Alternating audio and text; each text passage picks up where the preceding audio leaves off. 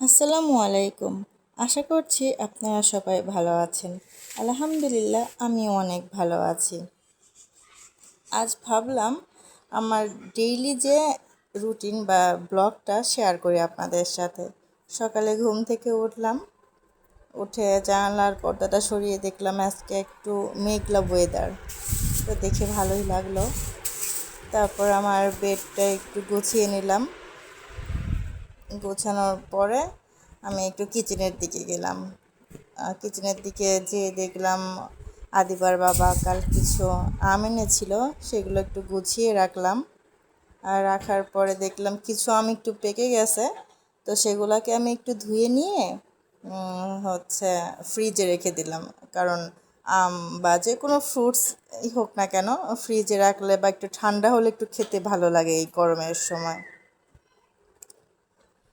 তো তারপরে ওর বাবা যেহেতু অফিসে যাবে, এর জন্য আমি একটু রুটিটা ছেঁকে দিলাম যেন সে খেয়ে যেতে পারে সকালের নাস্তা। তারপর আদিবার জন্য আমি একটু ডিম সেদ্ধ করে দিলাম।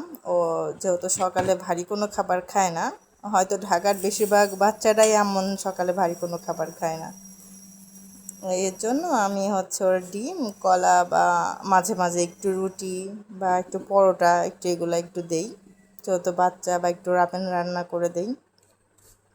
তারপর যেহেতু ওই পাশের রুমে আদিবা ঘুমাচ্ছিল, সো আমি ওইটা পরে আর কি পরিষ্কার করলাম এই রুমটা। আশা করছি আপনাদের সবার ভালো লাগবে।